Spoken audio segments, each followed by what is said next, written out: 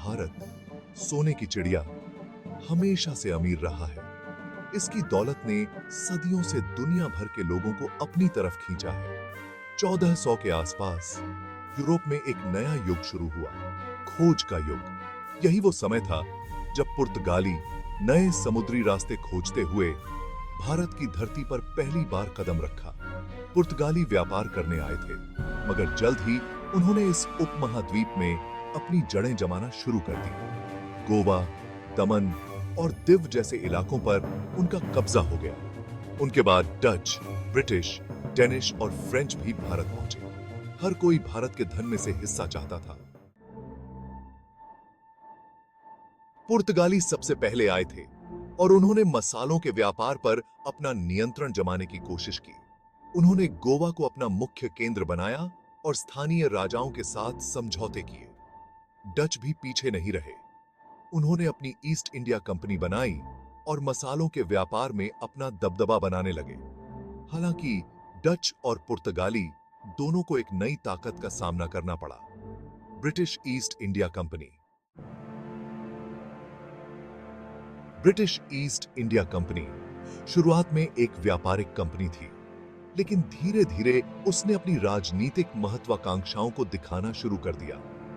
मुगल साम्राज्य के कमजोर होने से कंपनी को अपनी ताकत बढ़ाने का मौका मिल गया। प्लासी और बक्सर जैसी लड़ाइयों में जीत ने कंपनी को भारत में एक प्रमुख शक्ति बना दिया। Section 4, A nation divided, the fragmentation of India। जब विदेशी ताकतें भारत में अपने पैर पसार रही थीं, तब देश छोटी बड़ी रियासतों में बंटा हुआ था। राजपूत, मराठा, सिख और कई अन्य शक्तियां आपस में हुकूमत की लड़ाई लड़ रही थीं। यह फूट विदेशी ताकतों के लिए वरदान साबित हुई।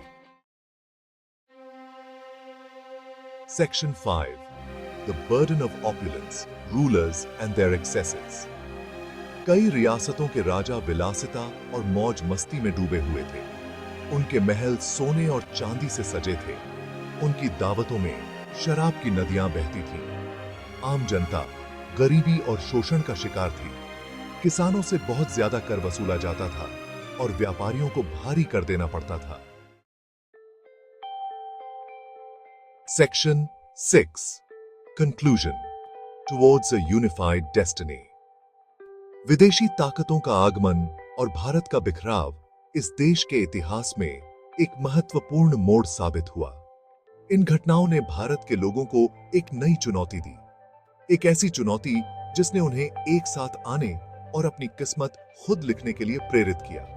यदि आपने यहां तक वीडियो देखा, तो मैं रसमेश गोहिल आपका तहे दिल से शुक्रिया करता हूं।